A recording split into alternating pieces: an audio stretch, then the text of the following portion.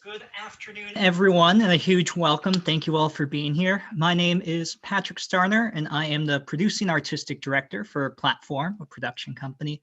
Now, its company Platform is duly committed to producing everyone, and a huge welcome. Thank you all for being here. Original platform-specific art and sharing the work of unconventional creators with unconventional audiences. And if you're a first-time viewer, we do encourage you to go ahead and like and subscribe to us on YouTube and to follow us on Facebook, Instagram, and Twitter. You can find the links to those in the description to this video. Additional little fun fact, the stream is supported in HD, so feel free to go ahead and adjust the quality using the cog in the lower right-hand corner, and go ahead and use the chat throughout the show. And also, as this is a live performance and we're streaming this live, if you ever get a little bit of lag, just feel free to refresh the page and you should get right up to date on the stream. Now tonight we are proud to present Summeryoung. It's a new play written by Sophie McIntosh and directed by Elena Cramer. And this is our first work produced through our open door policy. Now, this is a policy where if you are creative and you have a work that you'd like us to produce, all you have to do is reach out to us and we guarantee you a meeting to hear about your show. And you can find more information about the policy in the program, which you can find in the chat and also in the description to this video. And now I'd like to invite out onto the virtual stage Sophie McIntosh and Elena Cramer, just to give a brief little introduction to the piece. Hello, I'm Elena Cramer. I directed this reading, and I, first of all, just want to thank everyone for tuning in. And I just wanted to talk a little bit about my connection to Summeryoung. This has been such an amazing learning experience for me. This is the first project that I am directing. And Summeryoung was so special, first of all, because Sophie wrote it, and we've been friends for a while, but also I'm very passionate about telling women's stories. And I've also been reminiscing about the past a lot lately. And I love how Summeryoung captures the power and beauty of memory. Sophie, over to you. Hi, my name is Sophie McIntosh. I'm the playwright of Summeryoung. This piece began very much as a quarantine project. I was really, with the suspension of live theater across the country, I was really looking for a way to reconnect with my theatrical roots. So I buckled down and wrote this play over the course of about a month. So it's still very new, very fresh, and I'm really excited to get your feedback tonight and hopefully continue to make it better. So we have a feedback form that's at the bottom of the little information page for the video, and you can fill that out after seeing the show. I'm really excited to hear from y'all. Thanks for coming. And that's all that we have for you guys for right now. We hope to see you guys after the show for the talkback, and do enjoy the performance.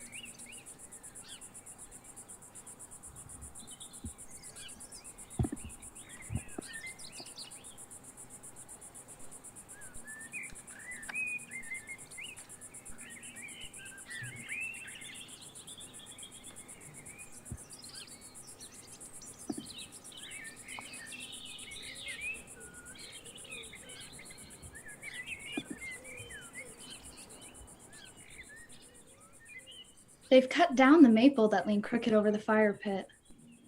And paved over the gravel driveway with tarry asphalt. The house has been repainted.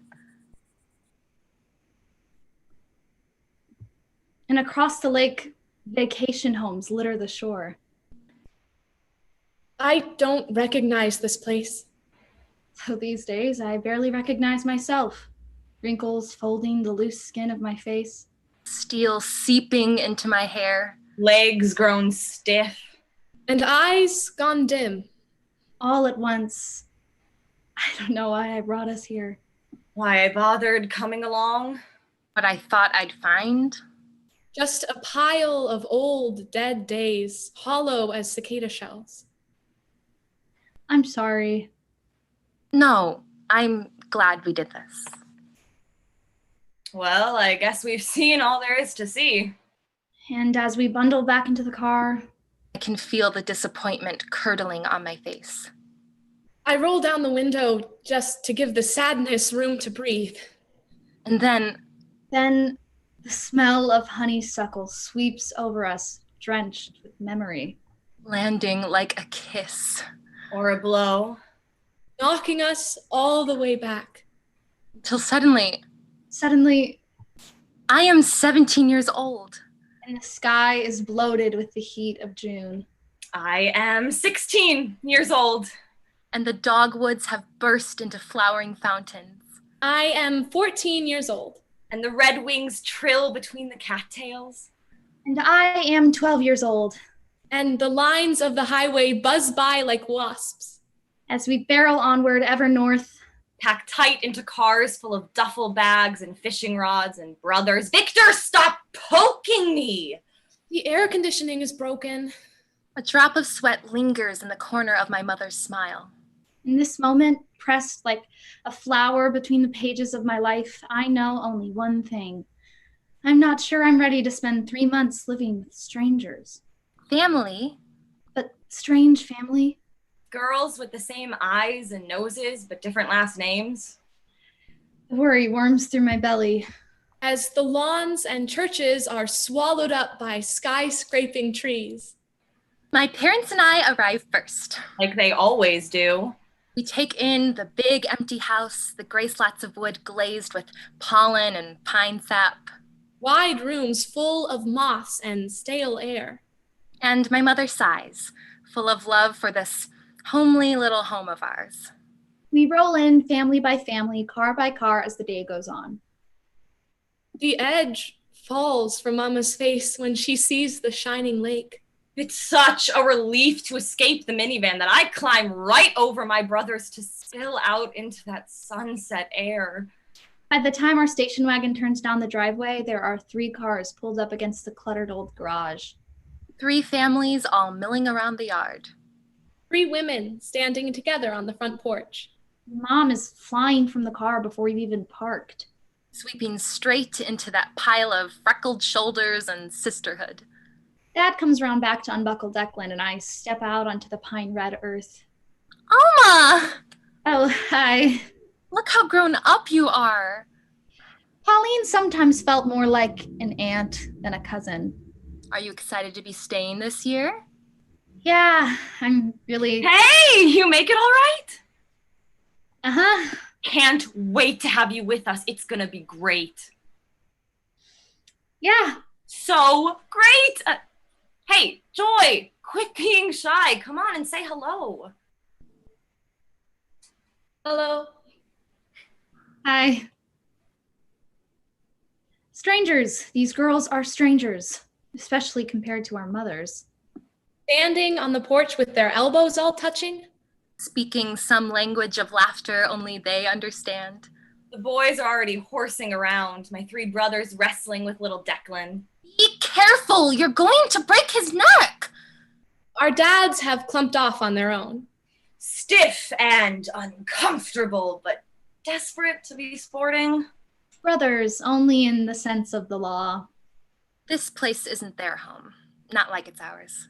And it isn't even our home. Not like it's Shanna's. And here she comes, slouching shotgun in Aunt Beth's old Chevy. Seems like every family has some nickname for their grandma. Mimi or Nona or Mame. And we have our Shanna. From the Irish, Chanois. Aunt Beth helps Shanna from the car. Her crooked body held up through sheer stubborn pride. But as Shanna tips back her head to take in the endless sprawl of the trees, For just a second, the years spill away from her face. And she seems a child again, the little girl who roamed these woods so long ago. The crowd of us sweeps up to greet her, Folding her into a wave of sisters and daughters and granddaughters. And Shanna, though she smiles, says nothing. But that's not surprising. We all know her mind is going. Brandy. Well, it is. For most of the year, Aunt Beth cares for her in a tiny apartment down south. But in the summer, when the heat and nostalgia becomes suffocating, The family brings her back to Greyholme.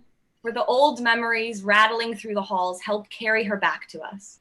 But Aunt Beth can't keep up the huge, lonely house by herself. and so we, the granddaughters, will stay with them through August. Like Colleen and I have done for the last 4 years. Like I did the last 2 summers. And I will do this year. Now, finally, I am old enough to be of use. Then come make yourself useful. We need extra hands in the kitchen. The boys and our parents will only stay the week. Our fathers have work. Our brothers, at least the older ones, have summer jobs back home. And our mothers, regardless of their feelings, are expected to stay with their families. But in the meantime, Greyholme is packed to the gills. So crowded I can barely think. The boys escape to the lake where they spend the week swimming and fishing. But us girls are tasked with getting the place ready. Scrubbing and scouring and washing and polishing. Listening for mice in the floors and bats in the attic. Not to mention cooking for the men who crowd round the kitchen every evening, starving after another day of relaxation. If you've got a problem with my cornbread, Caleb, you can go shove it up your... No, This will be our job all summer, keeping the house up and running. though thankfully, soon there are fewer mouths to feed. 6 days after arriving, the jalopies and minivans have been loaded back up. And our mothers take us by the shoulders to lay down their parting advice. Take good care of them, Colleen. Make sure you have some fun for me, Brandy. Joy, just promise you won't cause any trouble. Be good to your Aunt Beth, Alma. I'll see you again so soon. Finally, they gather on the porch one last time. Taking in the 4 faces that are an echo of their own. Until, with aching slowness, they drift back to their cars. To their separate worlds as mothers and wives. Leaving Aunt Beth on the porch, watching with grief-hollowed eyes. As the caravan rolls off into the sunset. I catch one last glimpse of my mother and father, and Declan already snoozing in the back seat, before they vanish among the June soft leaves. I am 12 years old, and I am left behind. Welcome to summer, Alma! You're one of the girls now. We make dinner together that night, just us 4 and Shanna. Because Aunt Beth locked herself in her room as soon as everyone left. Colleen convinces Shanna to sit at the table with us. Filling the wrinkled purse of her mouth with spaghetti. She doesn't speak, but sometimes she smiles, and that's enough. During the first week, we slept in separate rooms with our families. But the old house gets scary at night. So we drag 2 extra mattresses into the green room. And sleep together between its olive walls. If we had bunk beds, it'd be just like summer camp. Colleen's friends leave the city each June to canoe and hike and sleep in cutesy log cabins. I've spent my summers here since I was 13, so I never really got the chance. Personally, I think Colleen would be a better counselor than camper. Have you taken your medicine, Joy? Yes, Brushed your teeth? yes. How about you, Alma? Yep. Then hop into bed, sweet girls. As I settle into the unfamiliar mattress, I wonder if this was ever Mom's bed. If my mama lay here night after night with her sisters. Talking low and quiet till the crickets started crooning through the window. Okay, Alma, a few things you should know. Number 1, Aunt Beth is a bit useless. Andy, that's just unkind. It's just true. She takes good care of Shanna. She can be a little irresponsible about other things. Namely us. But it's fine. Just means we get to do whatever we want. Okay, number 2, Shanna's not in the greatest shape. She forgets things. Gets really confused. It's best if you just humor her. She'll settle down eventually. Are you sure we're going to be all right here? It's not so bad, Alma. We hold things together. Who knows? If us girls didn't keep coming round, they might have to sell it. Sell Grey home? It's possible. If Shanna couldn't come home anymore, it'd kill her. Don't be morbid, Joy. Look, our summers out here, they're good ones. All our folks need to know is that we're having fun, right? Right. Great. Oh, I almost forgot. The kids in town throw bonfires every week. You're welcome to come with us. Brandy, she's too young. No, I'm not. I have no idea what a bonfire is like, but I'm not eager to be left out. You let Joy come last year. So we could keep an eye on her. If they both stay behind, then Joy can watch Alma. Okay. But I want to come. I'll look after her, all right? You'll be free to flirt as you please. Not what I was... Of course it is. You worry about your boys, and I'll worry about good old Alma. We'll talk about this another time. For now, these girls need rest. All right, then. Night, everyone. Good night. Night. Night. And to the sighing and snoring of 4 soft throats, we drift off to sleep. Aunt Beth doesn't make any breakfast in the morning. No surprise there. So I cook up a bunch of flapjacks. And when we've eaten our fill, she covers the leftovers in tinfoil for Aunt Beth to reheat. You ready to learn the lay of the land? These woods are special. They got secrets. A nice hike. It's good to stretch your legs in the morning. We set out along the deer trail, a thread of orange weaving through bursting green. Those are raspberry canes. Only they aren't in season yet. We'll come back in July and I'll make us some jam. Feel how cold this water is? These are springs. Come straight out of the earth from miles below. And there's a little island. Actually, a sandbar. We named it after me. You named it after you? Brandy Isle. Got a nice ring to it, huh? This is the owl tree. A big barred owl nests in that hollow up there. And we call this Sunset Beach. We always camp out here at the end of the summer. It's a blast. You'll love it. Can't believe I never knew this stuff was out here. Good thing we've got all summer, because there's lots more to show you. There, across the lake, you can see the house. On the opposite shore, Grey home sits like a pale wicker basket. And staring across the dauntless waves. I can feel roots growing from the soles of my feet, winding deep into the sandy earth.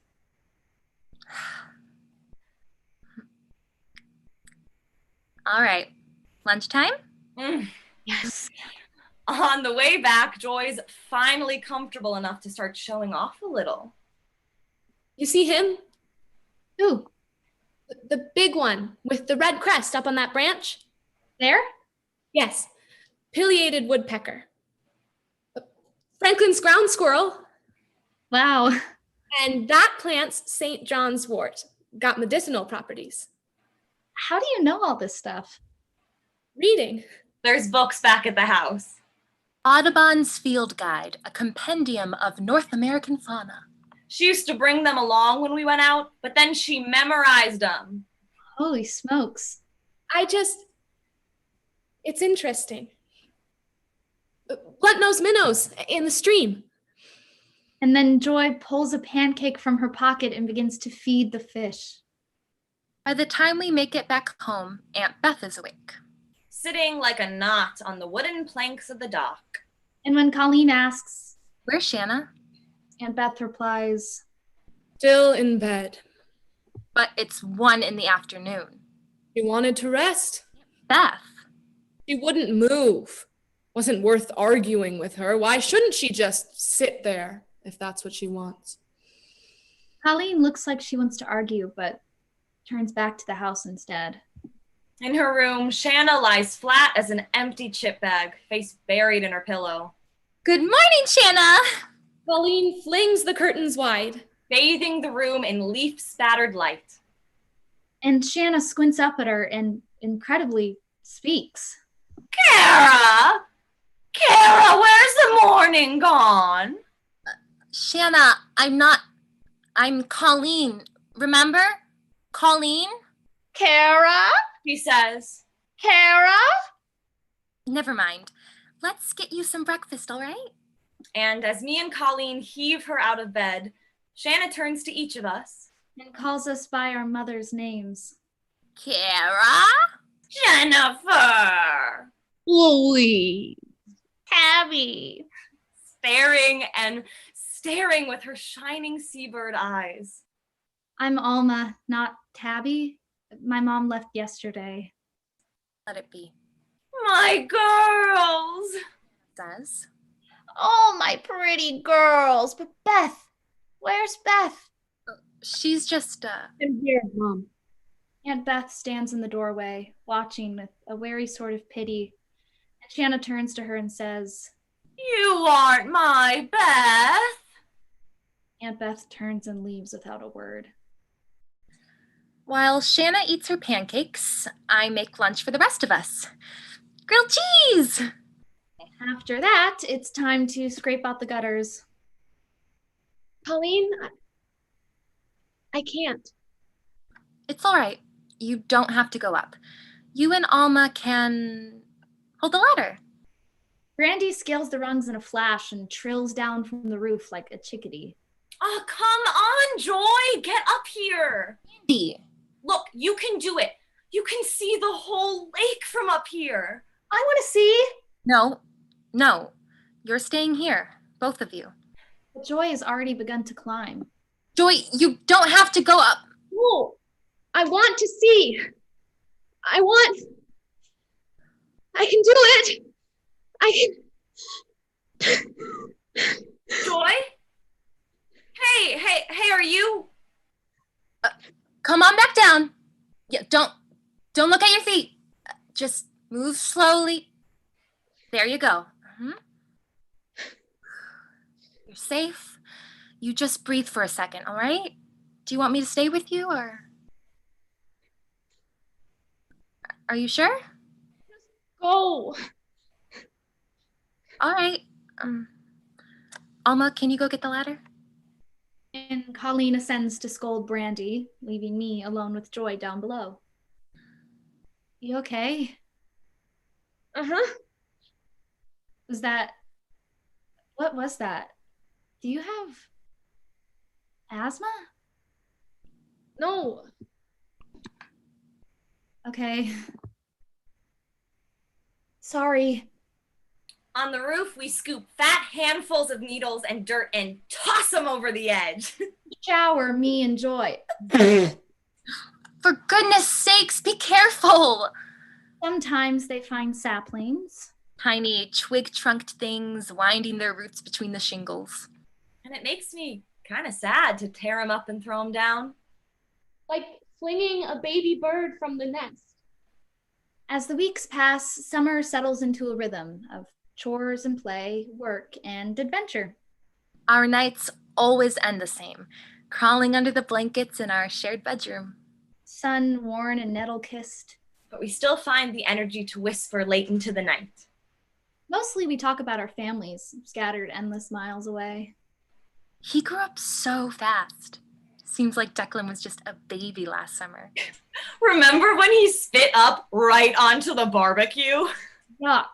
I always wanted a brother. Oh, trust me, you don't. My mom wanted more kids, but she couldn't after me. I think you'd make a good big sister. Thanks, Alma. Hey, is Joy asleep? I think so. Joy! Hey, Joy! She had a bad one last week, huh? Climbing up to the roof. She could hear you. She's asleep. I'm just worried about her. If you were really worried, you wouldn't have egged her on in the first place. I thought it'd be good for her to give it a try. What's wrong with her? Nothing's wrong with Joy. She just has a hard time with some things. Heights, strangers. Loud noises, bright lights, big crowds. She's sensitive. Can't help it, you know? So we've got to try and make things easier for her, right? Right. Look, I'm sorry for pushing her. Hey, Brandy. Joy, I didn't realize that you... Okay. Can we please just go to sleep? That sounds like a good idea. Good night, everyone. Night. Good night. Night. When we wake the next morning, the air is buttered with the scent of breakfast. Downstairs, we find bacon and eggs. And Shanna eating her fill at the table. Aunt Beth is at the sink, dumping grease into an old coffee tin. She turns to give us a flat smile that feels like half an apology. Which we accept by devouring every scrap of food she sets out. Somehow, the house seems perpetually in need of groceries. Colleen is allowed to drive Aunt Beth's Chevy into town to run errands. But Brandy is not. So unfair! Don't even have your license. I, for one, much prefer Colleen as a chauffeur, especially tonight, because this is no simple shopping trip. Tonight, We're going to the bonfire! Brandy calls. Shotgun! So Joy and I pile into the back seat, and Colleen takes us soaring over the unpaved roads. The nearest town is called Tall Pines. A rural little armpit, but at least it's civilization. Our mothers all graduated from Tall Pines High. And sometimes when Aunt Beth goes shopping, people recognize her, ask what she's up to. How her sisters are doing. And whether she's settled down with a husband yet. I noticed pretty quick that Aunt Beth doesn't like going into town if she can help it. But Colleen loves coming to town. Loves when the boys chatter up at the grocery store. Or the post office, Or the ice cream parlor. or the gas station. She tilts her head and sticks out her breasts, which she has plenty of, and I have, let's see, not at all. And she smiles at them, and they melt like caramels in the sun. Oh, stop it. It's got nothing to do with you. The poor hicks just haven't met any girls they aren't related to. Well, they've met you too, and they don't seem impressed. Colleen drives us through the tiny darkened town till we reach the park. Nearby, I can hear the wet whisper of the river. And a 5-foot bonfire blooms from a pit in the sand. Brandy, you remember your promise Promise? that you'd watch the girls? Yeah, I got 'em. The riverbank is scattered with teenagers. Riley! Hi! Julia! Alice! They've made friends during their previous summers, but Joy and I don't know anyone. Mostly during bonfires, I just like to sit by the river. Colleen disappears, swallowed up by an eager knot of boys. I sit close to Brandy as she weaves through the crowds. Jackie! Amber! But she keeps hurrying ahead, and there are bodies pressing themselves between us, shoving me away. And suddenly, there's a strange hand on my arm, a strange boy looking down at me. Hey there. No, not a boy. Don't think I've seen you around. This one seems older and so tall. You been down here before? No, I try to look past him, but Brandy has vanished. My name's Tommy. You? Alma, You here with anyone? Alma. my cousins, have you seen? You've got such a sweet face. How old are you? Please, I just Alma? Alma, what are you doing? Colleen, Who was that you were talking to? Where's Brandy and Joy? I don't know. And Brandy was just. I'm sorry, I lost them. Brandy! Brandy! We find her back by the fire, sitting with the pack of her townie friends. Oh my God, Julia, that's so crazy. For God's sake, I asked you to do one thing. What is your problem? You left Alma by herself? She just disappeared. I was looking for her. Seems like you were looking real hard. Come on! Just don't. Where's Joy? Probably off looking for crayfish or something. I caught one! Back to the car. Come on, everyone. What? We just got here. At her. Look how scared she is. I'm not scared. Okay. Okay, fine, let's go. As we pull away, I catch one last look at the loose-tongued flames lapping along the beach, Colleen shoots dirty looks my way the whole ride home. and then glances back at me in the mirror, eyes all wide and worried. As we settle into bed, none of us says goodnight. The next morning dawns as purple as the wood violets. I wake us all early. 6:30? Do you hate me? And get breakfast on the stove while the sun is still rosy on the horizon. What's going on?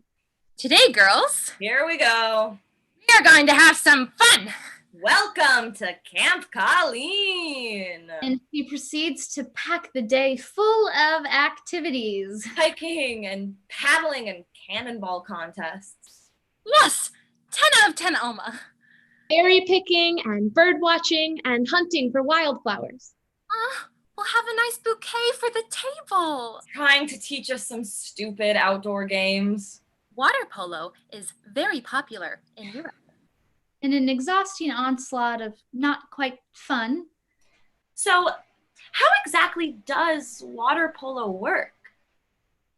Well, you get in the water and you play with the ball. You sort of You have no idea.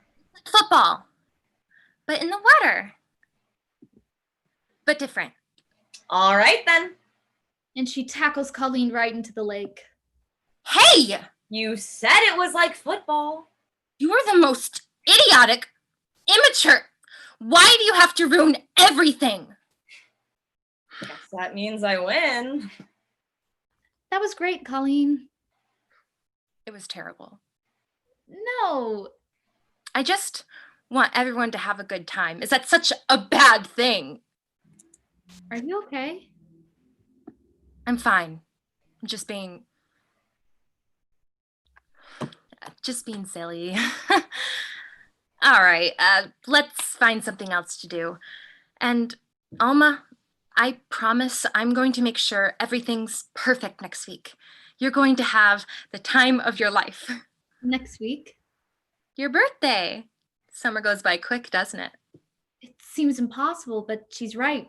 June has burned down to its wick, and my birthday will be rolling in with the 6th of July. I make a couple of trips into town during the week, gathering supplies. Me and Brandy distract Alma as she smuggles in presents and whips up frosting. Trying to be subtle, Colleen sends me to bed early the night before. She's asleep. Brandy, get the decorations. Aunt Beth helps Colleen hang up streamers and they move like shadows of one another. The self-same dip of their shoulders, the angle of their wrists as they stretch toward the ceiling. And it's weird to realize how old Colleen is getting. Weird to realize how young Aunt Beth is. Weird to think how easy it'd be to mistake them for sisters. That looks good. Am I forgetting? Can you guys think of anything? No? And finally, at midnight, she allows us to crawl upstairs and rest. July 6th. I am the first one to wake. Outside, the pines are shot with gold, and the birds are howling their joy out into the morning, and the whole world is mine and mine alone. Hey, happy birthday, kid. Happy birthday. Aw, Alma, happy birthday. I am 13 years old, and I am swallowed up with love. They let me pick what we do all day, sunning and swimming and snacking, and in the afternoon, Brandy shouts from the house, Alma, phone call for you. and finally, I hear my mom's voice again. And she says, Happy birthday, sweetheart. and I'm so proud of the woman you're becoming. I I love you, Alma. And when she steps back outside, tears are jumping out of her eyes. But I am happy. So happy.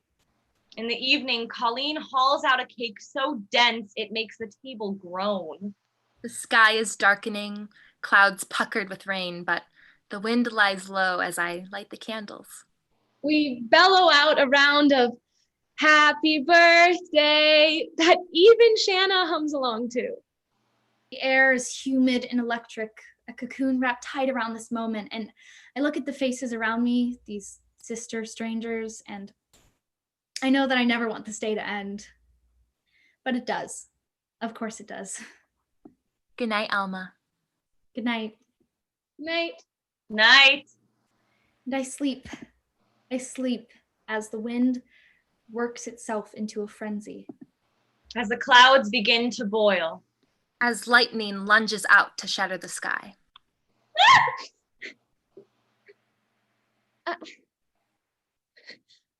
I don't like storms.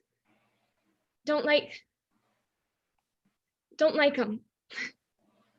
It's the suddenness of it, the noise, sharp and jarring, bang, crash. Feel like the world's cracking apart, like it's all gonna come down, like the sky's hollering out a promise that there's worse to come. And there is. The lightning burns. And there is. The thunder roars. And there always is. And I know it's stupid. I know I'm being silly. Scaredy cat. Sensitive. And nobody else knows. Nobody feels it. The crushing dread pressing down. Pressing. Joy, are you okay? The air's burning. What? Colleen, I can't breathe. Hey, I need you to take some deep breaths for me. You remember how? In, out. In, out. You okay? Fine, Alma. Go back to sleep. Joy, let's get out of here, all right? Come on. In, out. In, you've got to try. You've got to. Come on, listen to me. And then a noise comes from down the hall, the click of a closing door. Hold on. Hello? Hello?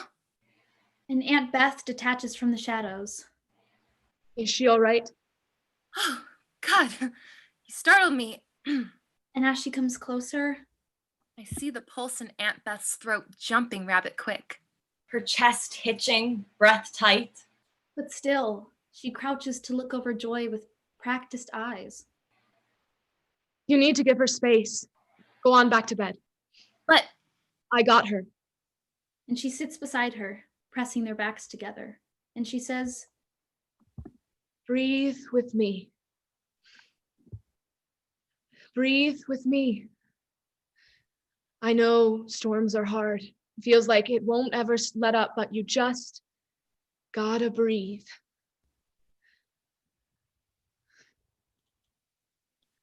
in the morning, we find them just like that. Asleep in the hall, bookending each other. Aunt Beth jerks awake as we step out, retreating to her room. But when Joy calls after her, Thank you. She nods as she shuts the door. Joy is quiet that morning as she picks at her toast. and we can all see the worry churning around in Colleen's head. I have an idea for an activity today. I think I've had enough activities to last a lifetime. Yeah, I thought we were supposed to repaint the porch. Or we could do anything else. Colleen, what'd you have in mind? Well, if you're interested, maybe we could all go turtle catching? Yes! Yes! Okay.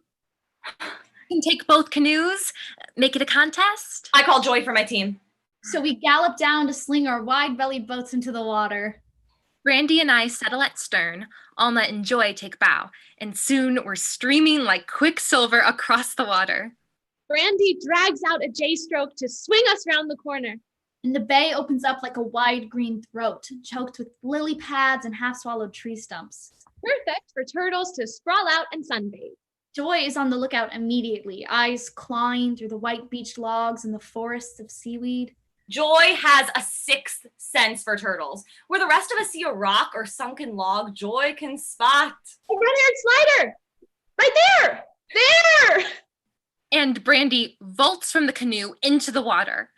With some body arcing into the moment of pursuit until I got him! Ah, I got him! We make a fantastic team. An instrument of awesome turtle nabbing power.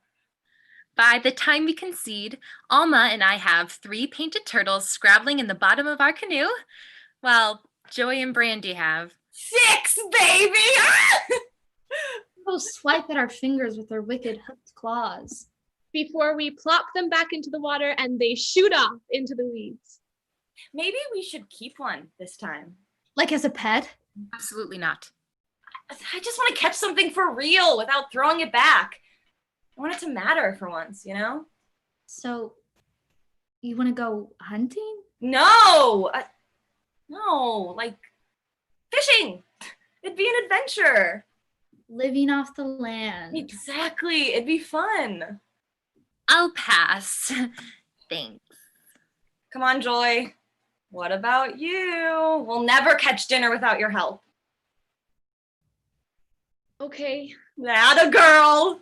So the next evening finds the 3 of us on the dock squinting through the beer brown water. The boys took all the poles when they left, never figuring we'd want to use them. But we managed to jury-rig a fishing pole out of an old sturdy stick. Colleen watches from the top of the boathouse. She seems confident that a fish hook will end up stuck in someone's finger. Someone's face. So she keeps her eyes on its cruel curved barb at all times.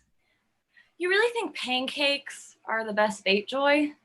I feed these fish all the time. It's what they like. All right, let's give it a shot.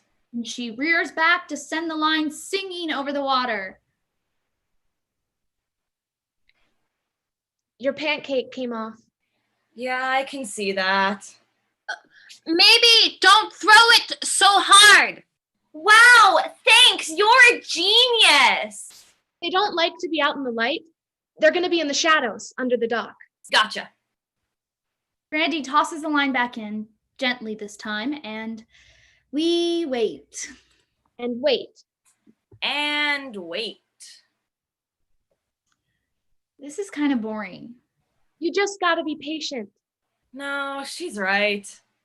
Here, Joy, you take it. Can't believe I thought it'd be exciting. We've got one! Oh my God! Pull it in! Pull it in! Pull it in! It's gonna get away! Oh, I got it! Pulled a fish, green, gold, and gleaming, barely the size of her hand, out of the water. Holy crap! What do I do? What? Where's the bucket? Bucket? We aren't keeping it. We're eating it. Oh, So we just have to let it, you know. oh. Oh no. Just take it off the, put it on the ground. So Joy tugs the fish off the hook, shredding the white flesh of its lip. Setting it on the dock where it thrashes and spins. Heaving for air that just can't come. How long is it supposed to take? Jelly eyes bulging, Ruined mouth wide. useless gills slamming open and shut. Just gotta wait it out. It'll stop. It'll, Then Joy lifts our fishing pole and swings it down. Again and again and again and again. Ah! The fish's head is a scaly red pulp, eyes shattered in their sockets. Jesus. Joy? But Joy just turns and bolts back to the house. Now what? Up to you. This was all your idea. Let's just throw it away. No, you killed it. I didn't. We killed it. And now we gotta use it or else it's... All this was for nothing. All right. All right. So Brandy and I sit out on the porch, teaching ourselves how to gut a fish, Slitting open the bag of its little belly. watching a rainbow of organs spill out onto our laps. Oh, God. Oh, man. Soon, all that's left is a pile of mealy white meat. Colleen fries it up for us at dinner. But nobody touches a single scrap of it. And that night, as we settle down to bed, I swear the scent of fish still clings to my fingers. Good night. Night. good night.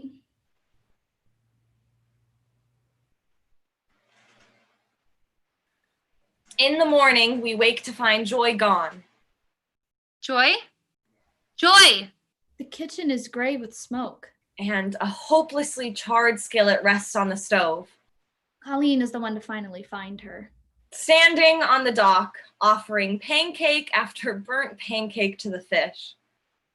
Feel better? Come on, I'll make us a fresh batch. But the skillet.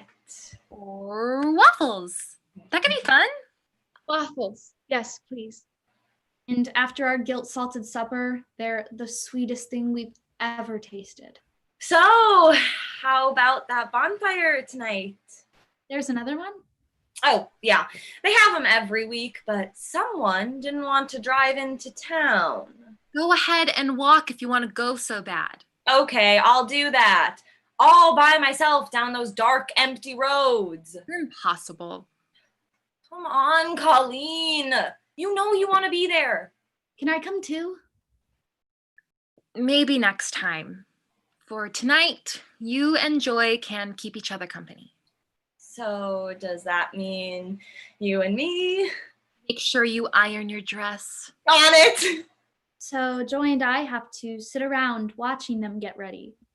Straightening my hair. Powdering over my mosquito bites. Sewing a new button on my dress. While I stuff the front of mine with cotton and tissues. Give it time, Brandy. I should have them by now. I'm gonna be flat as a board forever. Everyone develops differently. It's not a race. Easy for you to say. I'd give anything to have what you've got. Or even just have eyes like Joy's. You want my eyes? Of course I do. They're intense, stunning. Thanks. Thank you. What about me? That's easy. I take your hands. What? You've got movie star hands. Dainty. Makes you look all sophisticated. Really? Definitely. I could take your nose too. Joy's waist. Colleen's hair. God, you don't know how lucky you all are. I think you look nice, Brandy. Yeah. Having pretty cousins is the worst. Just makes you realize what you could have been. Get over yourself. Joy, you're in charge of Alma. Just grab Aunt Beth if you need anything. Have fun. You promise I can come next time? Sure, we promise. Bye! Bye! And they swing off giddily into the twilight. So, Joy, what do you want to do?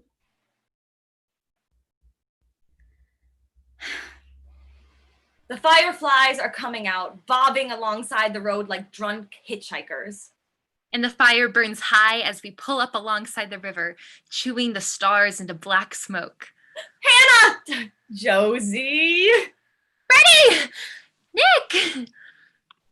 Alma and I head to bed early. Lying on top of the covers like two sweating stones, sleep is impossible. It's just too hot. Instead, I sprawl in bed and watch Joy breathe, In, out. wondering if tonight she'll suddenly forget how again. In, out. Wondering how something so simple could come so hard. Why are you looking at me like that? What? Like you think I'm going to explode. I didn't mean. I'm not sick. I'm not. Okay. Then what are you? I don't know. There's a great crowd tonight. Dozens of kids packed onto the beach. So many people that we really can't stand still. The crowd keeps tugging us in the endless circles around the fire, The air is shot with sparks. reeking of sweat and beer and that old penny scent of the river. And I dance and shift and smile recklessly at friends and strangers alike until, from behind me, A heavy hand lands on her shoulder, a soft voice presses close to my ear. and it says, You look so nice tonight. and it says, I love that smile of yours. and it says, My name's Tommy. You want to come talk with me? Get away from all this? when it's time to head home, I have to call Brandy's name for 10 minutes before she comes. And though the car is dark, I know Colleen can see the blush crawling up my neck. You're back. Have a good time? You have no idea. Oh, yeah? Brandy is in love. He's just so tall and smart. Mature, you know. How mature exactly? You didn't meet him? She wanted this one all to herself. Must have been scared I'd snatch him away. You could never. He's crazy about me. After one night. Sometimes it's just like that. An instant connection. You wouldn't understand. Well, sounds nice. Uh-huh. I hope you two had fun here. Yeah, definitely. Good. Now I know it's past everyone's bedtime. Night. Night. Good night. Good night. July 22nd. The day dawns chilly and gray, the lake bundled up in a sweater of fog. When I head down to start the bacon, I'm surprised to find Aunt Beth at the kitchen. Pulling a tray of singed muffins from the oven. Aw, thank you, Aunt Beth. Those smell And- great. And Aunt Beth, looking almost guilty, says, Oh, no, these aren't. They're for me. What? I'm making them for me. All of them? Yes. It's my birthday. Really? I had no idea. I'm sorry. I would have made you something or... Toss over me. And she carries her muffins straight upstairs, oven mitt and all. I can't believe I didn't know. Been here 4 summers and she never told us. I feel terrible. We could still give her a gift, surprise her. I mean, we have to do something. Of course we do. Let's think. What kinds of things does she like?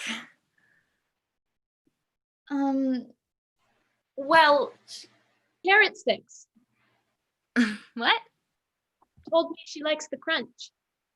we can't just give her carrots for her birthday. That'd just be sad. How about we just whip up a cake? Perfect.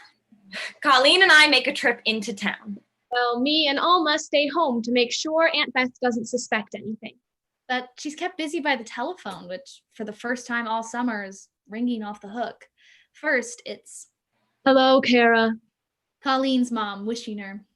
Happy birthday, baby Beth. And then Jennifer, hi. Have a wonderful day, honey. Pour one out for me.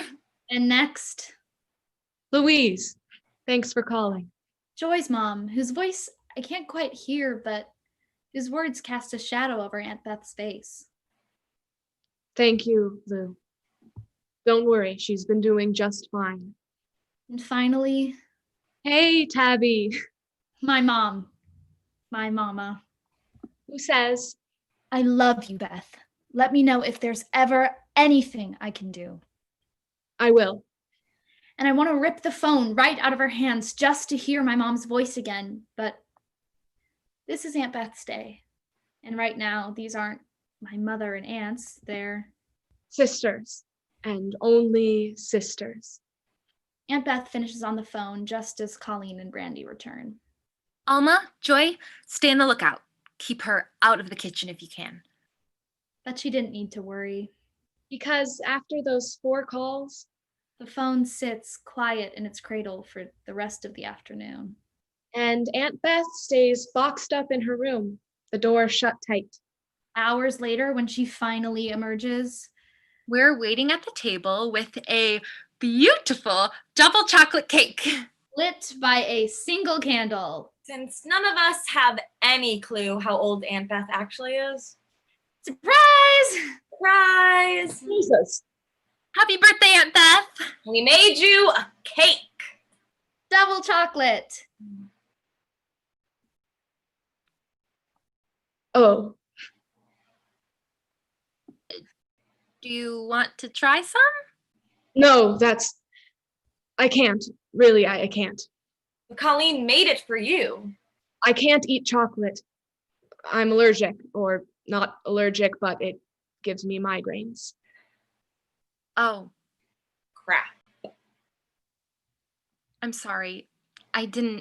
It's all right. You enjoy it.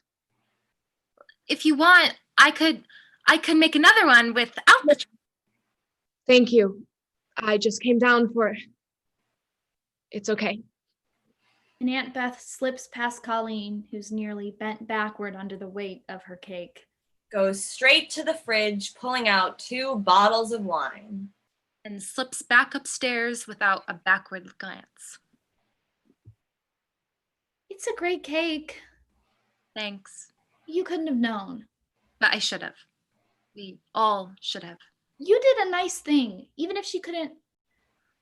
It was still nice. And now we get this all to ourselves. Come on, guys, dig in. Oh my God, it's amazing.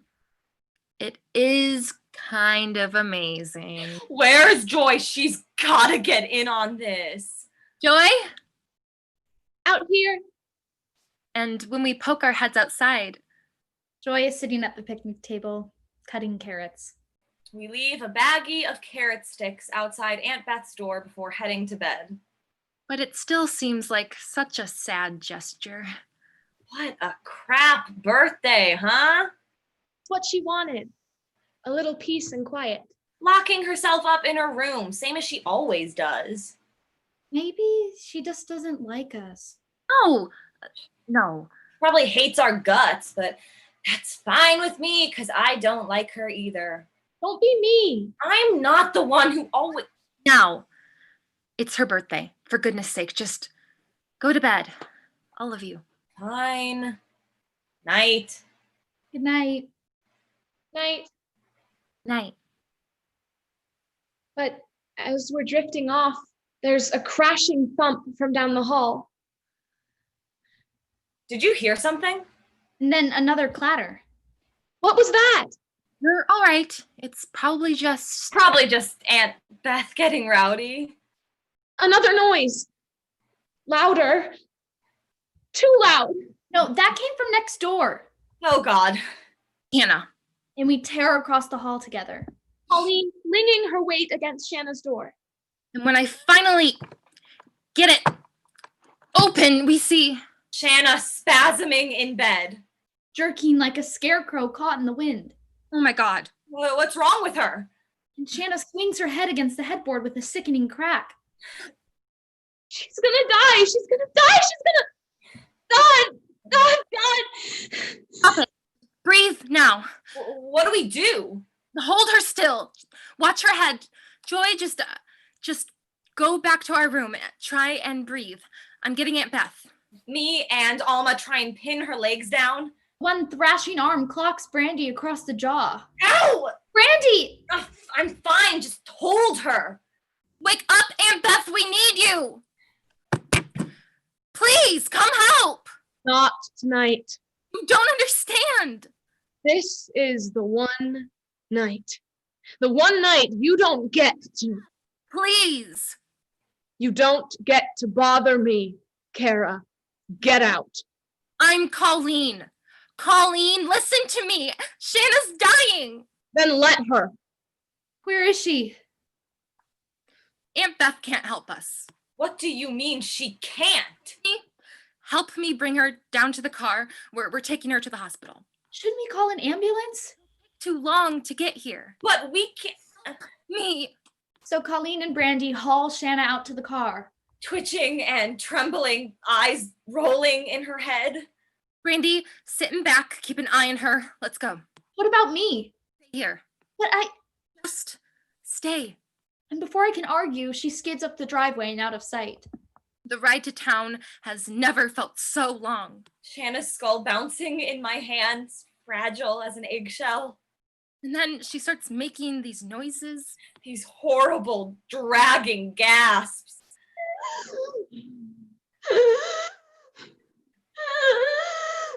What's happening to her? I don't know, just hurry! And I go to check on Joy. I find her wheezing under her blanket, and she tells me, Please leave me alone. Do you know the way to the hospital? So I go downstairs to sit by the phone, high-strung with helplessness. Take the next right. Come on, come on! And then Aunt Beth slinks in, reaching into the fridge for another bottle. What are you doing up? There's something wrong with Shanna. Has been for a long time now. And we're dragging Shanna into the emergency room. Her head lolling like a broken puppet. They throw her onto a stretcher and whisk her down the hall, leaving me and Brandy in the sticky, beige waiting room.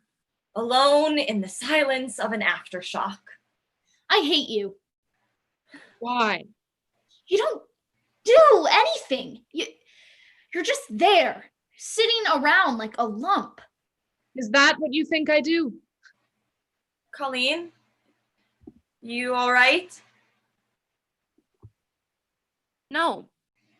No, I'm not all right. You ever think about how Shanna gets dressed? Or who bathes her? Caked in shit because she forgot to walk down the hall to the toilet? You think these summers are a vacation for me? I don't know. I guess. And it's not just summer. This is my whole year, my whole life, and I am so tired of taking care of everything.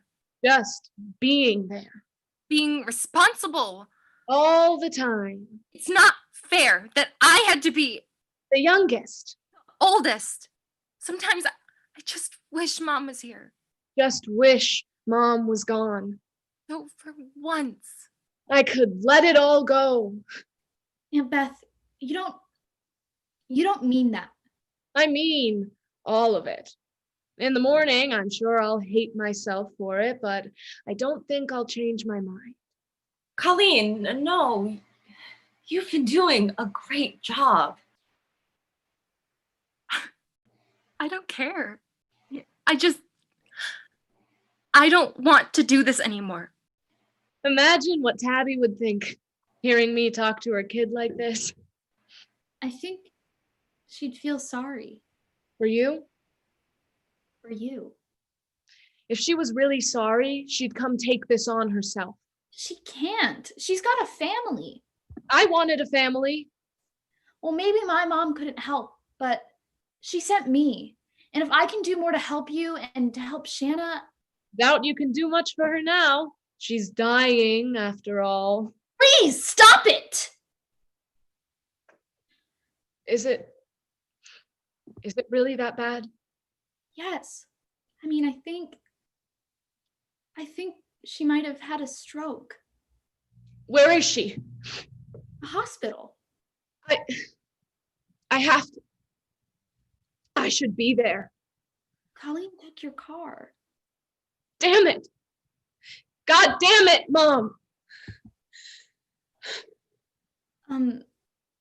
Hey, It's all right, Aunt Beth.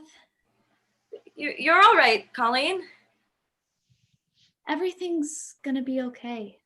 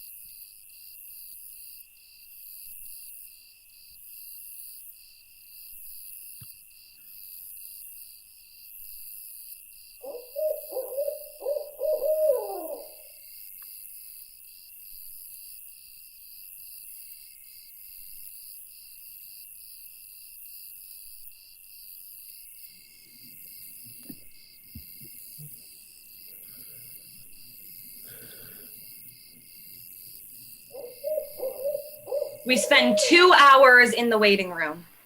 Exhaustion lines our brains like lead, but it does nothing to dull the worry. Finally, at 4 a.m., a nurse comes to tell us that... Your grandmother has suffered a minor seizure, but she's going to be just fine. Thank God. She also says she'll need to stay at the hospital for a while, and that we should go home. Colleen, Brandy, is Shanna? She's gonna be okay. You're sure? Yes. Where's Joy? Upstairs. Joy? Colleen? Did she die? No. No, of course not. She's fine. We're all fine. Okay, now, please, let's all go to bed. And even though I'm sure we'll never be able to fall asleep, The next thing we know, we're waking up to a shouting match downstairs. Aunt Beth, you can't be driving right now. I have to see her. You're drunk. Not even hung over, but actually drunk. Then take me. You take me, please. Aunt. Yes, you can. Christ, just... Sorry. I can't. I'm just too tired.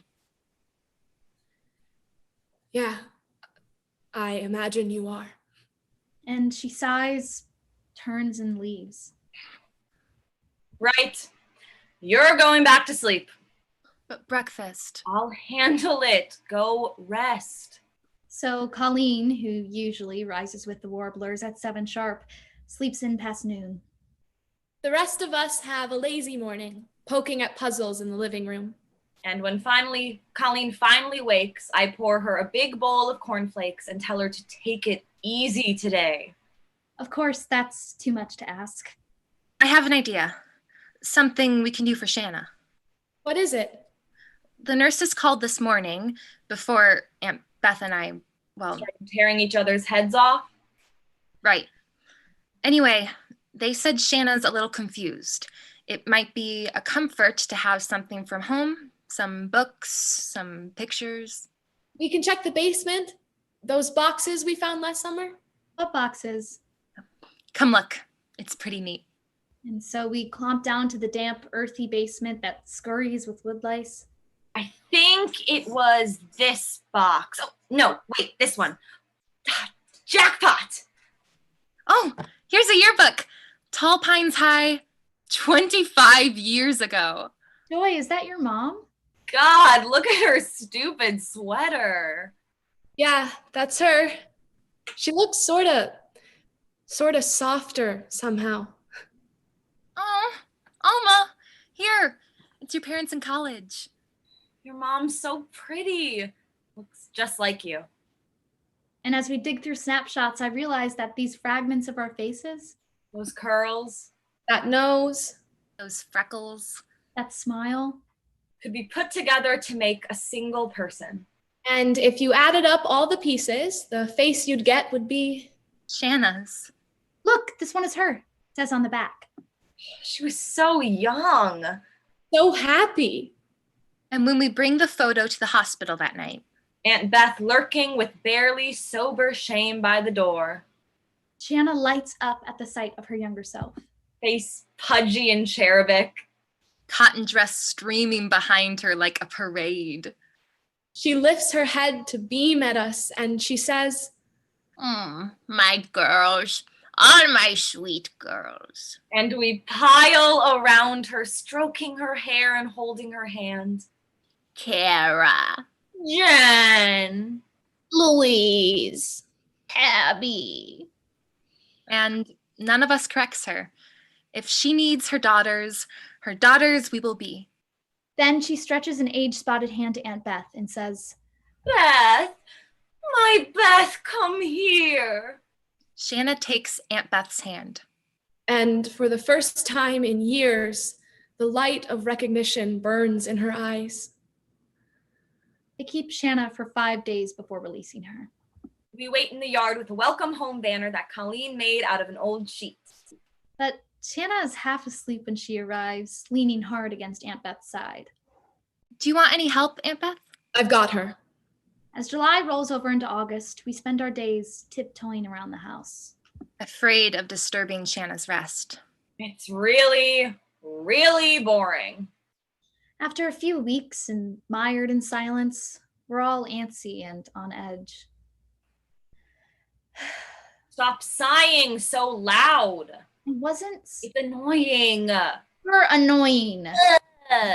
All need a break, so I decide. For real? You're serious? Yes! Oh, we're going back to the bonfire! All of us? If you'd like, Yes. I'll keep an eye on everyone. If you're not too busy shoving your tongue down Riley's throat. Don't be gross. Oh, sorry. I forgot. Colleen's never actually kissed a boy, has she? It's none of your business. Sounds like a yes to me. Well, it's not like you have either. Yeah, but Like you will anytime soon, you flat-chested, skinny-legged freak. Screw you. If you're going to be a brat, you can stay home. Duh! Brandy folks the entire way into town. But she can't diminish my excitement at getting to come along.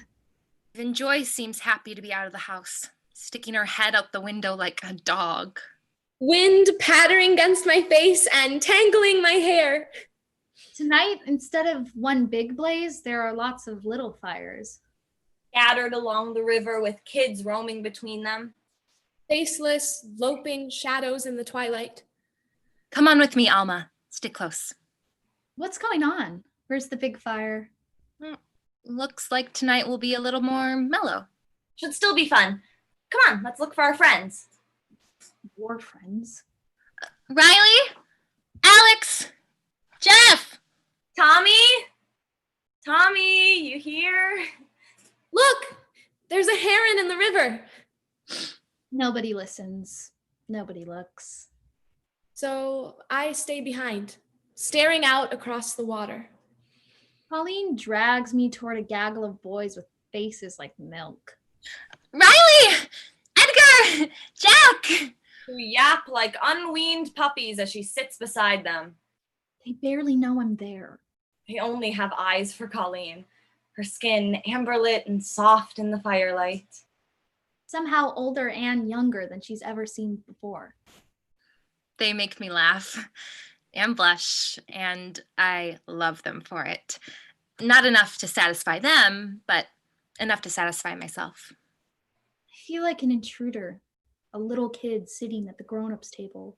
So when Colleen says, Excuse me for a moment. and steps away to pee in the woods, I sneak off to join the shadows drifting along the river. I scan every face, search for him at every fire. Nothing. There's no one nearby, no one watching. I pull off my shoes and wade into the water. And then suddenly there's his fingers in my hair, his lips on my neck. Up to my calves, my knees, my waist. And he says, Standing in the river, wet, there's my baby. water sliding past and through me. You look so good tonight. Between my legs, You're the prettiest girl here. You know that? chill against my skin. Come away with me. And I am outside my body, outside myself, And I say, somewhere yes, far yes, away. yes.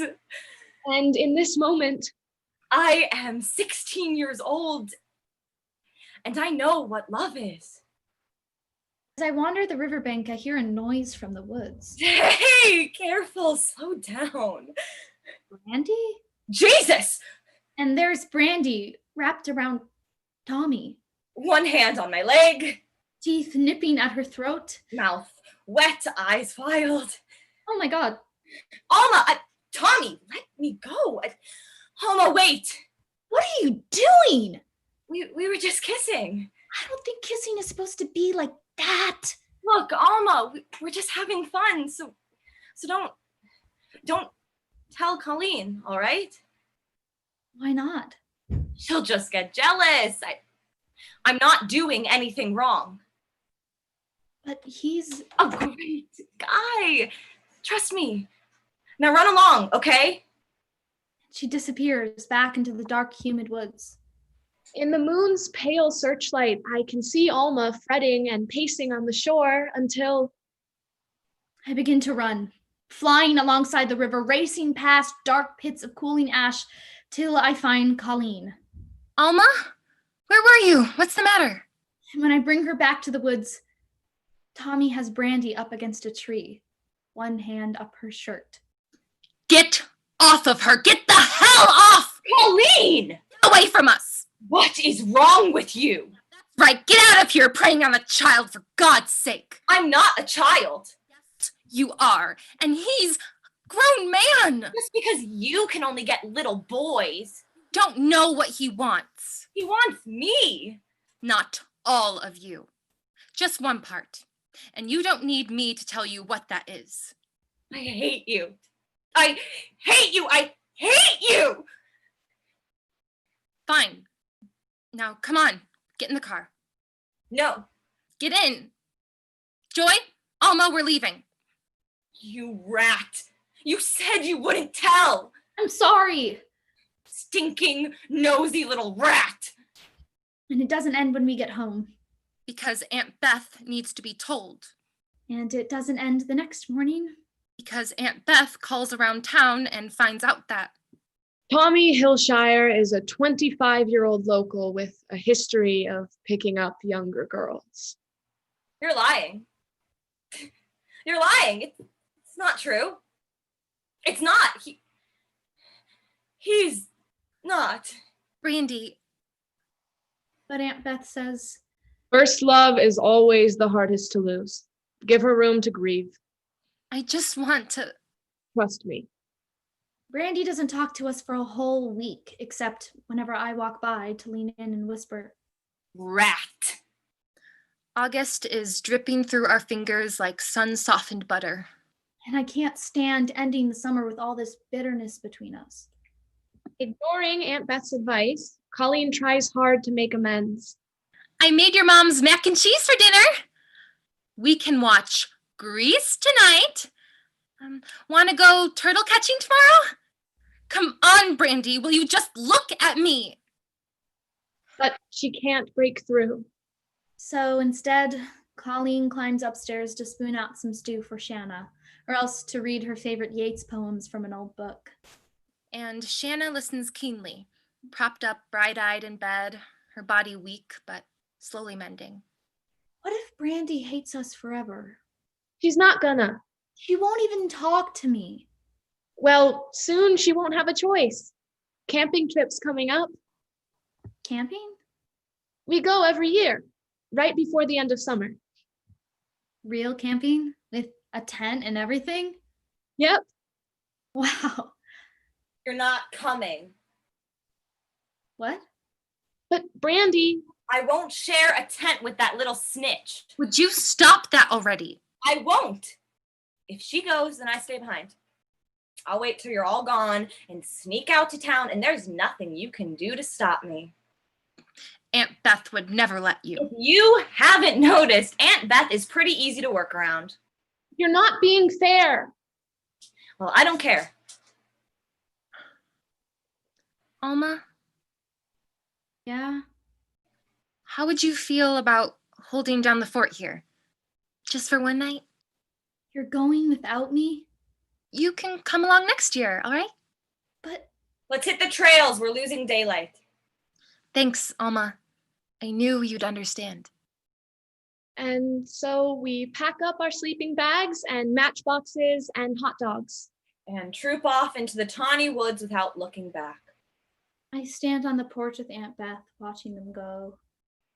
I am 13 years old, and I am left behind.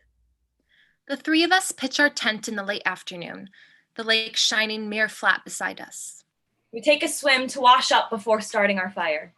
the twilight bleeding purple through the water. Stars popcorning out above our heads. For dinner, Aunt Beth makes us chicken noodle soup from a can. She takes her bowl up to her room, so I eat alone in the kitchen. Brandy likes her hot dogs raw, Ugh. but she waits till her marshmallows are sizzling black. To nibble away at their charred sugar shells. You're so gross.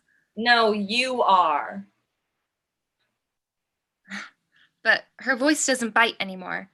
Not like it did the night by the river.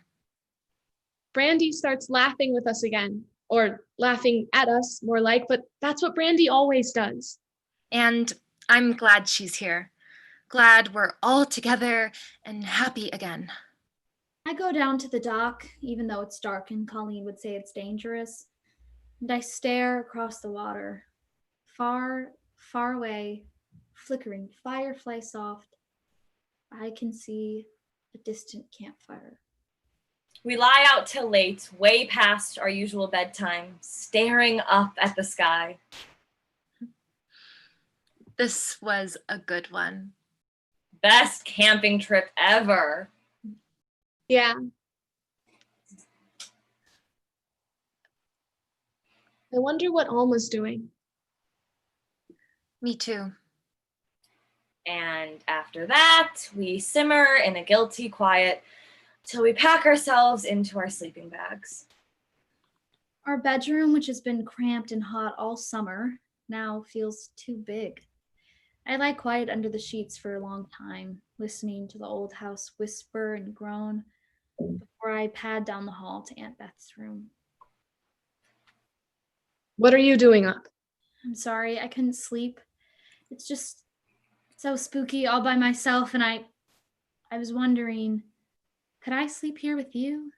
I don't think that's... I'll sleep on the floor. Just please don't leave me alone. Come on, let's get back to your room. Aunt Beth stretches herself out on Colleen's bed. Is this better if I stay with you here? Yes, thank you. I understand. This house always used to scare me too.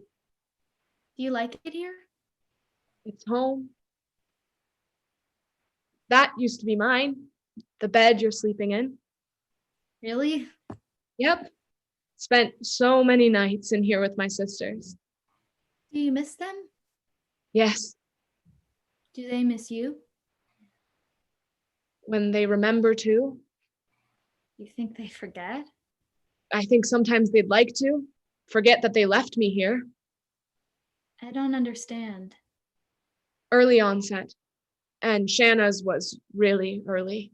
Someone had to take care of her. Couldn't be Kara, Jen, or Louise. They had kids. A family. But it wasn't supposed to be me. It was going to be Tabby. Mom? At first, she and your dad were going to take Shanna in, but then you came along. Oh, I didn't know. I had my whole life ahead of me, and then I just had Shanna's. And that's all I've had the last 13 years. I think it was easy for them to push her off on me. They knew I'd never find anyone, never build a family, not one that would stay. Why not? Because of who I am. Bad with people, too quiet, strange, sensitive. Broke Louise's heart when her kid turned out the same way. Funny what gets passed around the family, isn't it? Joy's mom loves her. Yeah, I suppose she does. I hate them sometimes. My sisters and their nice little lives, and I hate her too. Your Shanna, just a little, just in moments, when she pisses the bed, when she forgets to feed herself, when she stares at me with those dumb cow eyes, and I know my mother isn't home anymore. I'm sorry. But I didn't want her to die. Not really. No matter what I said that night, because, and I know how pathetic it is, but he really is all I've got.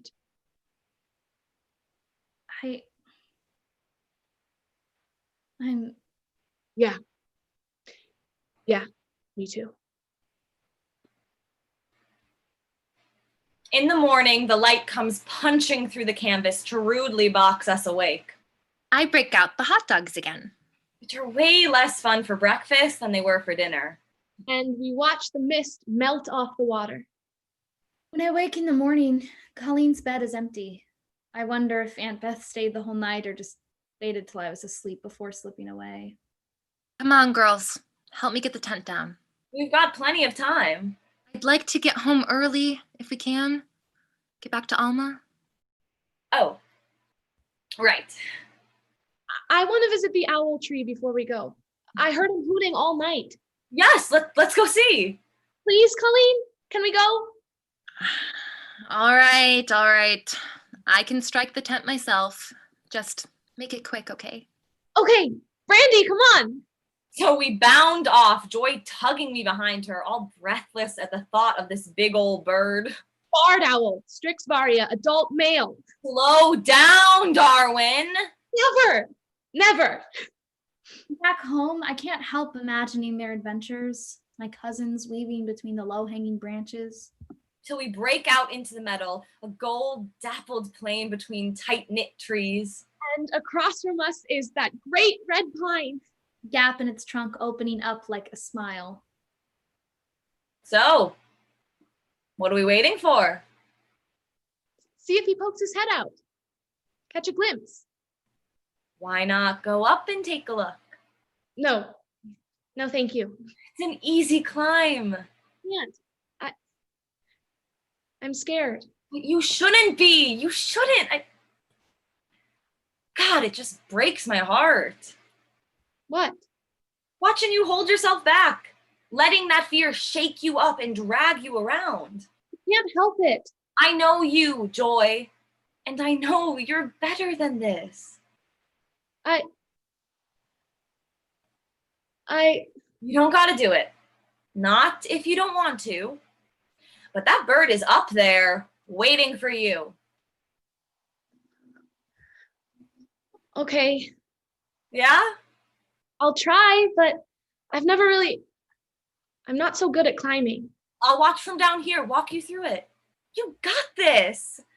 So Joy pushes through the thorns at the base of the old tree. Wedge your foot right between those. Yep, there you go. And she begins to climb. Her arms tremble and her breath scrapes up and down her throat. It's okay. We're okay. The bark gnaws at her knees and palms. That'll hold you. Yeah, just stretch a little higher. But she's rising. 5 feet from the ground. 10 feet. 15. Oh. Steady, almost there. And suddenly she's perched 20 feet up that towering pine, face level with a dark hole in its trunk. Brandy, look! I see you, honey.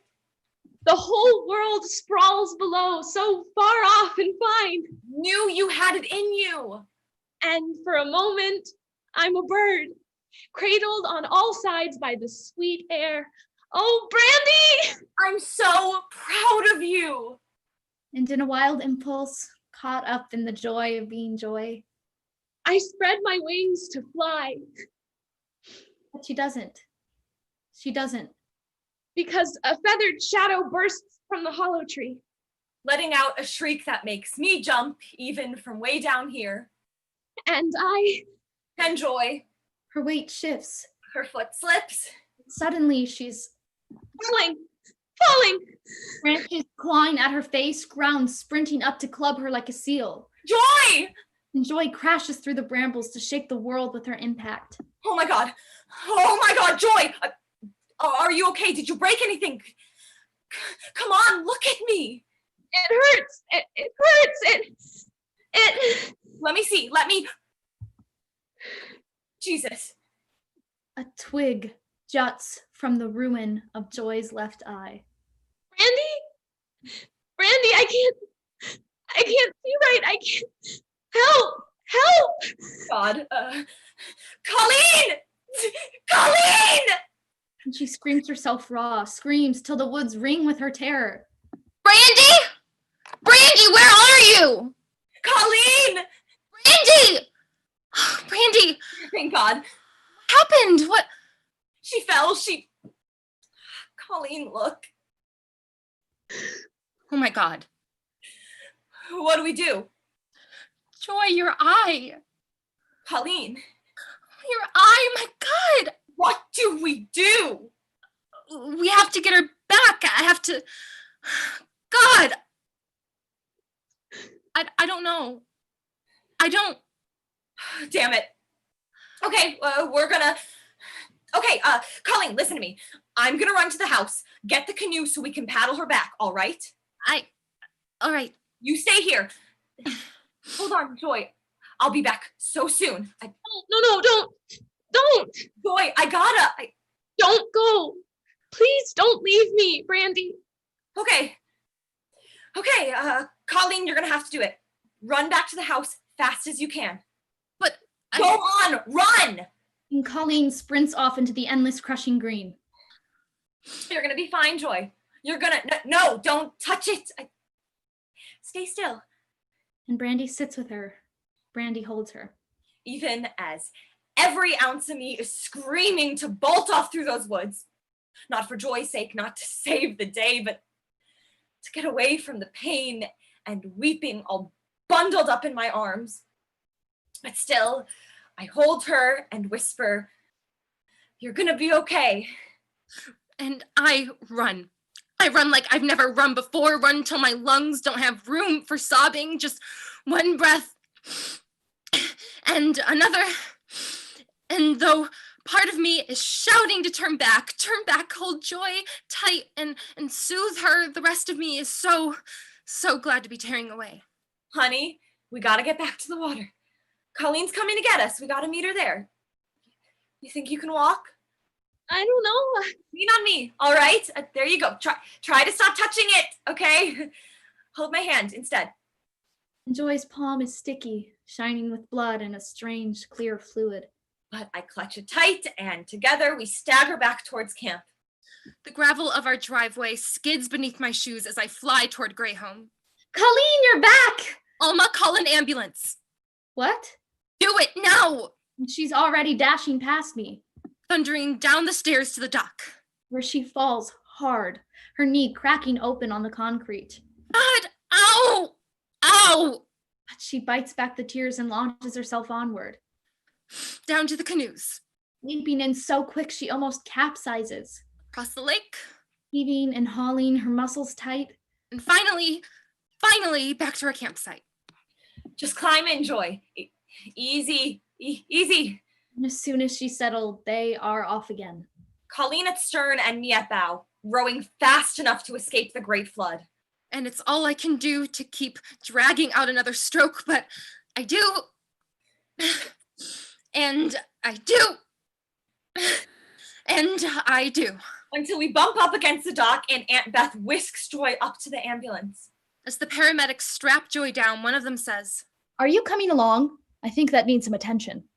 And he points down at my knee, forgotten in the chaos. Lit like an overripe cantaloupe, leaking blood down her leg. Oh, yes, please. The hospital is a blur of low, wincing voices that say things like, Scleral rupture. Punctured cornea. Inoperable injury. The patient will never regain vision in her left eye. The nurses tell us she needs to rest someplace dark and quiet, and the darkest room in the house is Shanna's. So we lay them in bed next to each other, old beside young, mute beside blind, and a sickbed sacredness permeates the house. Hey, Joy. How you feeling? Sorry, stupid. Brandy, I'm scared. Hey, you're okay. It's all over now. No, it's not. The rest of my life is gonna be, people are gonna keep looking at me and nobody will ever, I'm gonna be all alone, Brandy. No, never. A one-eyed freak girl who can't talk to anyone. Nobody will ever know me. Now they'll see me and they won't even want to try. Hey, I will always be here for you. No matter what happens, no matter who else is or isn't in your life, I will always... Joy, I promise you don't have to be scared. But I do. I'm not better than this. What? You said, back there, you said I was, but I'm not better than this. This is what I am. Joy, I don't know how to be less worried or less weird or less. I just know how to be this. I know. I never should have told you. I never should have made you. Joy, I'm so sorry. It's okay. No, it's not. No, but maybe someday it will be. When Joy fell, our families were already preparing for the drive back to Grey Home. Joy's parents leave early when Aunt Beth calls with the news, and they get here a day before anyone else. Her mom hurries right up to Joy's room, and none of us follow her in. But we can hear them crying to each other from all the way downstairs. Mama, I'm sorry. And her mother says, Shh, my Joy, my baby. and You're still my beautiful girl. I'll always love you. I always have. I hope to God you know that. And I've never known sobbing to sound so close to singing. The next morning, our own mothers arrive one by one. Mom! Mom! And she holds me so tight, my lungs want to burst. My heart wants to break. A sob wants to squeeze right out of my throat. And then come the brothers. Declan, you got so tall. Hey, Vic, John, Caleb, good to see you too. No, don't touch my hair. I hate you. And when our parents have assured themselves that their daughters survived the summer intact, or mostly intact, everyone tramps upstairs to see Shanna, visiting her in groups of 3 or 4. letting her sparkling eyes soothe all the worry sparked by the word seizure. That night, we cooked dinner together with our moms. The kitchen crowded with hands that reach out to help. We eat all together as dusk droops over the lake. And as I set out the salads, the screen door creaks open. And Joy slips out, a white lump of bandage stretched over her empty eye. Hey, Joy, I saved you a spot.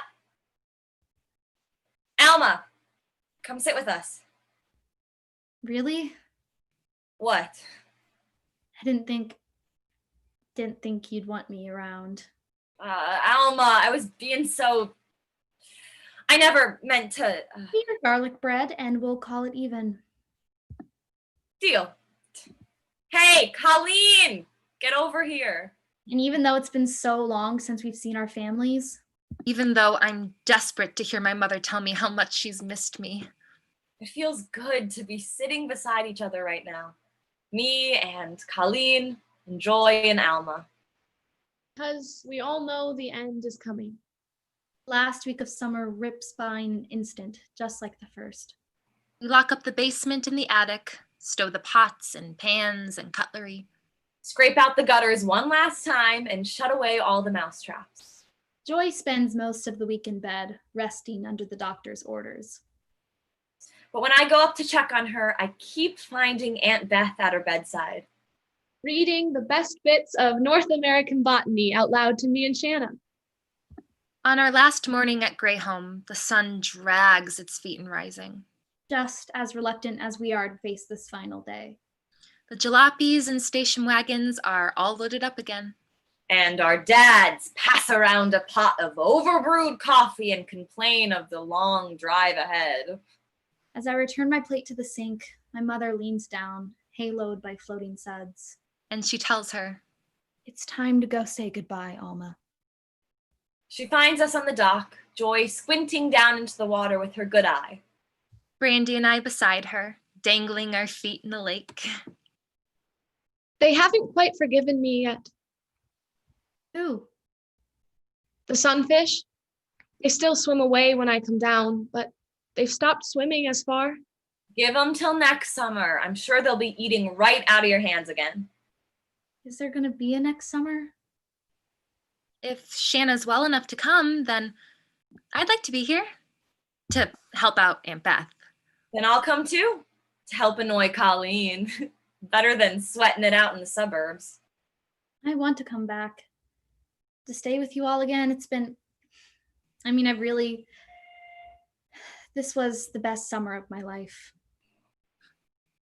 Joy, what do you think? I asked for binoculars for my birthday. What?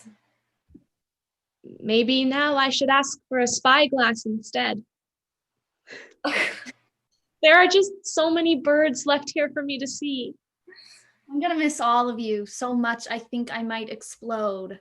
It's only 9 more months. That's so long. Next summer we'll be here before you know it. And then we've got one after that, and after that, Or forever. yeah, just about. Soon we will be splintering off across the country, returning to Indiana. Maryland. Iowa. And Pennsylvania. Soon we will be in school, and then in love, and then in childbed. We will be wives and mothers, Journalists. Biology professors. school teachers. And poets. Shanna will shrink and wither and keep on smiling that puckered smile. Till she wings her way up to paradise at the age of 91. Aunt Beth will pack up their apartment in Georgia and move north. And each May, when university lets out for the summer, Joy will join her at Greyholm. Whiling away the days in friendly, knowing silence. And decades later, but still too soon, The house will pass into different hands. And we'll find ourselves back here, skin growing loose and hair going gray. Wondering how the world came to change so much. And how we ever got to be so old. but for now, For now, I am 17 years old. the pines are stretching their pale boughs toward heaven. I am 16 years old. And the heady scent of honeysuckle rides in the back of the wind. I am 14 years old. And the fish dip like sparrows through the wide blue beneath us. And I am 13 years old. And I am here. I am with them. I am where I belong.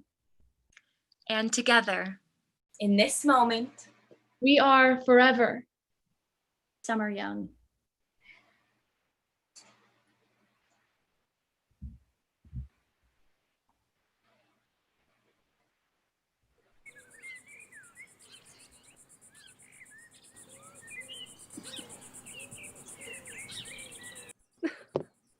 I'm on camera. Okay. So I want to bring each of the cast members back on for a virtual bow. So first we have Katie Kallaus as Colleen. Yay! And then Christine Latourette as Brandy. Woo woo! Joe Van Ert as Joy. Yeah! Woo woo woo! And then Jordan Levene as Alma. Yay! Thank you all so much again for tuning in to this virtual reading of Summeryoung. We will be back in 2 minutes for a quick talk back with Sophie, myself, and the cast. If you can't stick around for that, there is a feedback form in the info section of the YouTube video, so please fill that out and let us know what you thought. But if not, we'll see you in 2 minutes.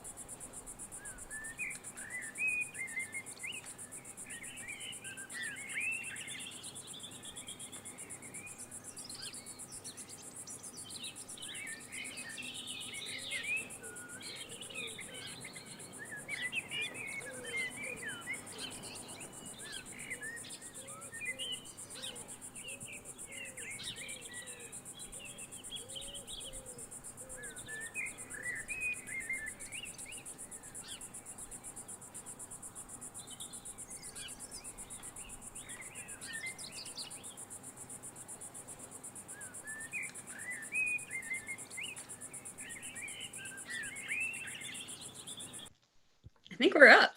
Oh, we're good? Yeah, we're good. All right, wonderful.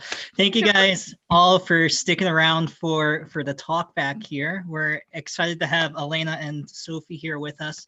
I just wanted to say once again, if you enjoyed the show tonight, I do encourage you all to go ahead and follow us on Instagram, Facebook, and Twitter, and subscribe to YouTube below to stay up to date on our upcoming projects, including a writer's workshop, which we'll be putting on over the course of the next couple months. Also, if you have a project and you're a creative and that you're interested in getting produced, feel free to reach out to us at platformprodco@gmail.com. This is precisely the way that this staged reading ended up getting put on. So I encourage you all to reach out to us. And as you can see, I got Elena and Sophie here. And I just want to say, first off, thank you all so much, both of you, for the amazing work that you guys did on this show. It turned out very well. We were all of us at Platform are super happy with the product. For those of you out there watching who don't know, this is actually the second time that we've worked with both of them. And they've both done amazing work with us so far. If you're interested in checking out their other work, you can actually see them on the Platform channel. We have a 15-minute Zoom recording from our Fifth Wall Festival that we did back in May that you can go ahead and watch. Shows called B. Sophie wrote it, and Elena's actually on the virtual stage for it. So she's in a little bit of a different role for that. But for the next 10 minutes or so, we're going to take some questions from the chat. So if you have any questions for the director, for the playwright, and for the cast, who can all come out right now again too, just feel free to send them through and we'll answer whatever questions you have. And while we're waiting for some questions to get through into the chat, just to kick things off, I figured I'd field one to Sophie. So I was just curious if you can talk a little bit about what actually inspired you to write the show.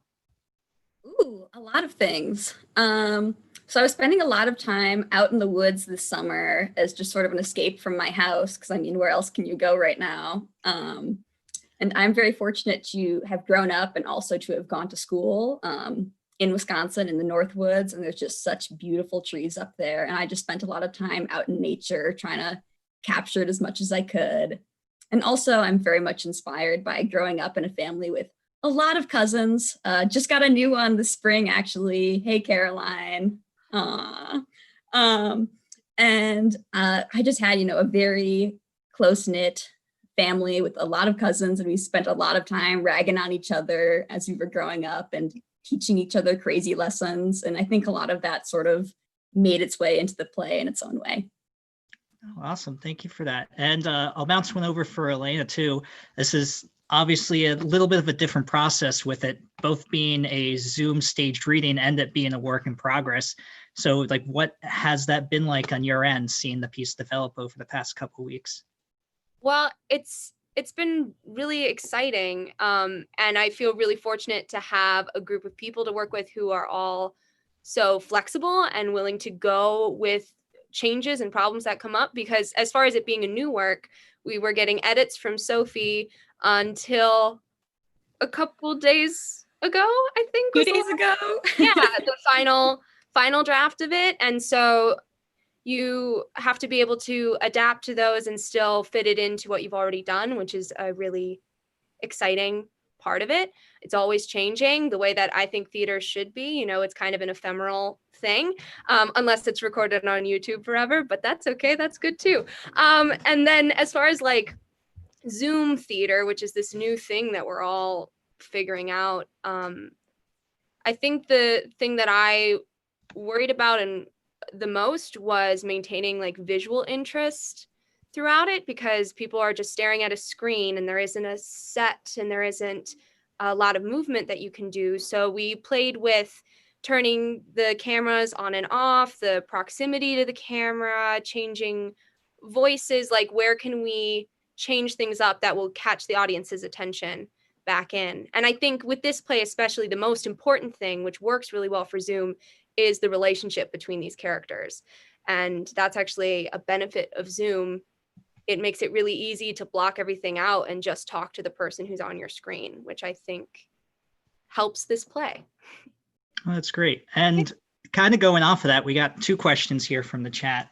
The first was just kind of in the developmental process of the piece, what all did you do to adapt to this new normal of a virtual performance? That's a great question. Sophie, do you want to? Yeah.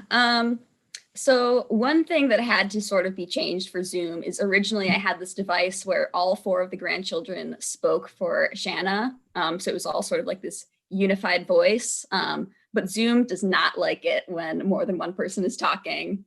So in the end, it sort of became like a passing the torch around about who gets to be the grandma in this scene or this moment. So that was definitely one thing. Yeah, and I think another thing that we worked on with it translating to Zoom is the spoken decor of it, which was already a part of the script early on, but then any stage directions that weren't spoken aloud ended up mostly getting turned into dialogue as well, since it fit into the show. And then we were able to kind of nix that part that is often in staged readings and have the characters carry everything themselves. And you kind of touched upon this, but briefly, when you originally put on this piece, was it intended to be over this medium, or did you want to do it for the stage and then ended up adapting it for this? That's actually interesting because I wrote it this June in the middle of the pandemic, and I was like, okay, like I want this to see the stage someday, but that's probably not going to happen for a hot second.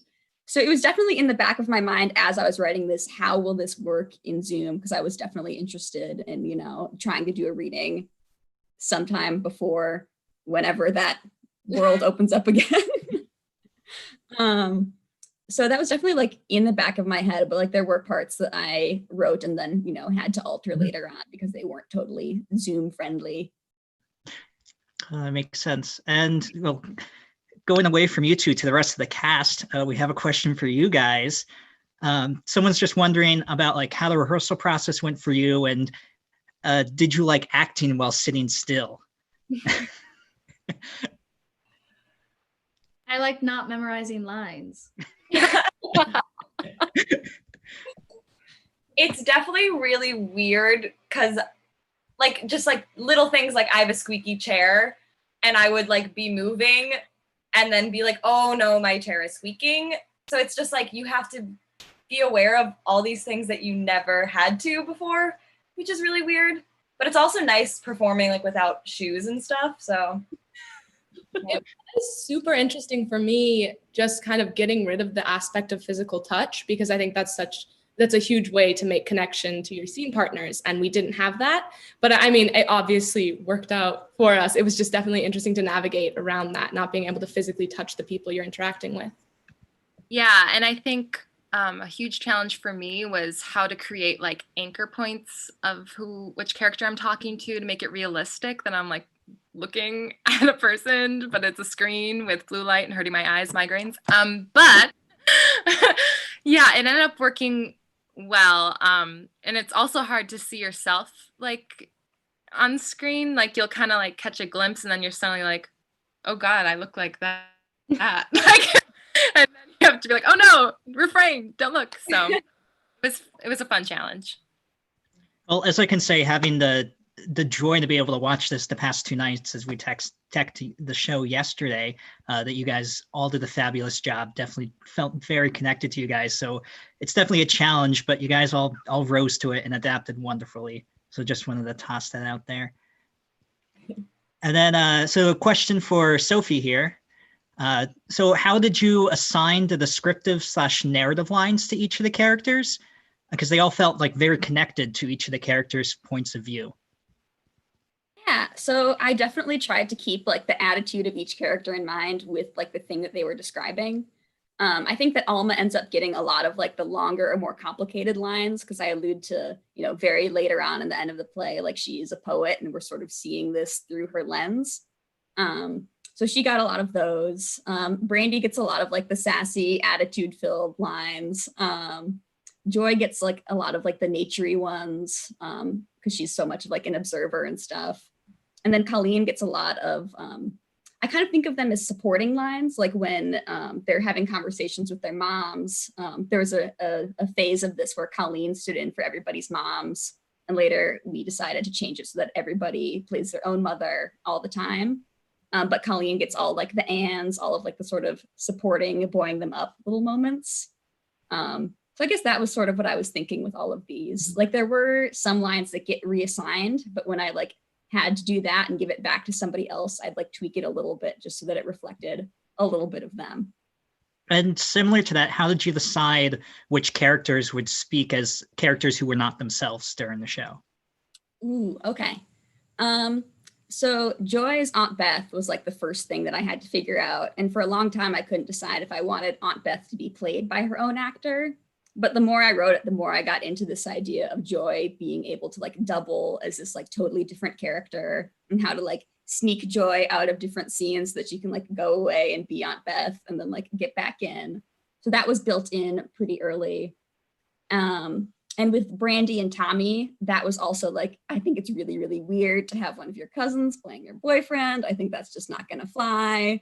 So I came up with the idea of her doubling for her own guy, and I kind of liked how it turned out. Yeah, I think those are the main ones. Alma gets a lot of like the little minor, like, you know, paramedics, doctors, characters and stuff that poke their heads in as well. Oh, great. And this isn't a question, but there have been many audience members who have loved one particular line in the show. And it's, everyone adores the line, "I've never known sobbing is so close to singing." Mm-hmm. Good. As poetry. That was a late addition, actually. I think I added it in like 4 days ago. It got added because Colleen was no longer playing Joy's mom. And so she was like coming in to cap off that moment. And it's, look at that, one of the best lines in the show. I guess kind of going off of that, since like so much of the language that you wrote is so poetic, I'm personally just kind of curious as to like, was this different from other pieces that you have written, or like was the process different because of the language? Yes, this is pretty different from almost anything else I've written. I've generally sort of stuck with a more like naturalistic style. I started experimenting with this in like a 10-minute play that would have been in our Fringe Festival, RIP Fringe 2020 at UWSP. Thank you, Jordan. But I was really interested to see if it would be sustainable for a longer piece. And like, this is one of those plays that like, I wrote it and I was like, did I write this? Because it feels like it didn't even like come from me. It feels like it just sort of existed by itself and I like stumbled across it in a weird way. So yeah, that was definitely something to deal with. It's also way less swearing than anything else I've ever written. That's for you, Mom. And like generally like a little less, I guess, violent and intense, though I guess it is also violent and intense in its own way and its own moments. Well, thank you for that. So we have just like a couple more minutes left here. So if anyone has any final questions, please go ahead and toss that into the chat. If we don't have any more, I got the one last question that we have here is from James, who was one of our board members, and he did all the design for the show. So if you've seen any advertisements and those intermission cues, he's the one who went ahead and did that. Oh, and I completely forgot to mention this too, but I want to give a special shout out to Gabe Crut, who is our production manager, and he has been the one who is running the stream and making sure that we are all here and on screen to be able to do this for you guys. So the question from James was just kind of based off of how much was drawn, Sophie, from your own personal experience and how much you actually created. And he was specifically curious about where the eye imagery came from. Ooh. Okay. So I think like a lot of like the heart of this play, or just like the emotions of it, are drawn from, you know, like my own family and my own experience growing up in the woods. But all of like the conflict and drama and like the gritty stuff, like that's totally invented. I'm not about to drag my family secrets out in front of America or platform or whatever. Yeah, but like I grew up in Wisconsin. I spent a lot of time at a lake house in the Northwoods that's like old and like a little scary, but really cool, and a beautiful place. And the eye imagery is all, I don't personally know any one-eyed woman. It's just something that I think is really, really fascinating to me, is the idea of like, I guess like wearing an injury or like wearing like a physical scar that you can't shake off, and that sort of like defines you. And the eyes also just tie into Joy being sort of this observer character, and taking in a lot. I knew from the get-go that like something was going to happen to her eyes. Sorry, Joy. Well, I can say definitely like the first time that I read through the script, that was one of the moments that popped the most off the page to me. So I similarly shared James's sentiment that it was really well done, and we all really liked it. And then we have another question for all the cast. Someone just wants to hear a little bit more about like what exactly your process with this script was throughout the course on like an individual level. Anyone can go ahead. Well, I guess the oldest will start. Well, actually, this piece is kind of crazy for me personally, because if Sophie don't mind sharing, I mean, her inspiration came from that in the 1940s, her great-grandparents had built the cottage on the lake. And it's so crazy because my great-grandparents also built the cottage, we called it, in the 1940s. So I immediately was like into this play, and I was like, oh, I totally know this. I see it. All the poetry, I just felt it and smelled it. But I think the most difficult part was that I was the Alma of the family. And so it was interesting to be the oldest, and especially for Colleen, because I mean, she's only 17, but she has to be the mom. And the amount of pressure, because when I first read her lines, I was like, oh God, she's so annoying. Like, she's so uptight. I hate her. Like, I don't like Colleen. And then I'm like, wait, but she has to. Like, there's no one else. Like, Aunt Beth can't do it. So, yeah, it was really fun to reverse the roles for me. I don't even know if that answered the question. I'm just like talking. It answered it. Yeah. I mean, I think the rest of you. Nope. I think it's definitely weird having the script in front of you and then also your cast and yourself at the same time. And like trying to train myself to not pay attention to myself and not focus and like worry about what I'm looking like and that type of thing. But it was really nice to be able to kind of navigate this new theater world with people I'm comfortable with, and then also having some place to go to kind of like to work towards something, because I feel like right now is stressful. So I think just like trying to focus on keeping it lighthearted and not worrying too much about it, but like also putting work in is like an interesting combination. So. I think a really cool aspect of working on this piece for me, initially when I got the script, I fell in love with it immediately, because how could you not? I'm like a super family-based person. I have a huge family. We all hang out all the time. And I think it's really easy to understand like the relationship between cousins, and like you see cousins hanging out and you understand it. But for me, digging into each individual cousin's relationship with each other was the most interesting aspect of this piece altogether. And I think that was a fun thing to navigate throughout the process. Yeah, I just remember Elena sending me the script and being like, oh, I thought of you for Alma, and Alma's just really not my typecast. Like, I've never, ever, ever played any character like Alma. I am always the like angsty teen. But I read the script and I just remember the first few pages, I was like, did she send me the wrong name? Because I don't know how she would see me as this character. And I was terrified because she's so nice, and I never play nice on shows. But I think where I was able to find more connection is, I guess, I mean, in theory, I am the Alma of my family. It upsets me because I was the youngest of 12 cousins and of 4 siblings. But I think Alma and I connected there. You know, I have experienced the FOMO. I have experienced feeling like I am more grown than I am, and feeling like people aren't treating me like I'm grown enough.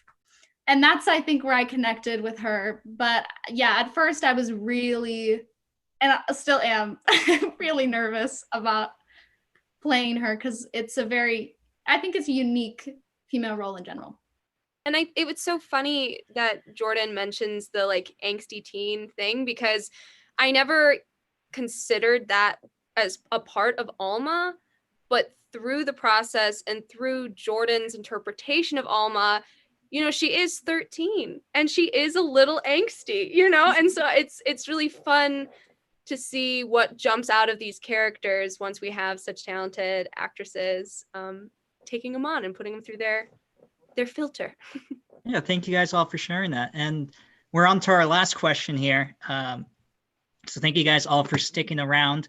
One last one for Sophie. Someone's just wondering if, like, moving forward, if you do this again, would you want to use like younger actors, or would you want to use older actors playing younger? That's actually something. Okay, honestly, I'll say this right now. I think that like having college age actors works really well for this piece because they can easily play older and play younger.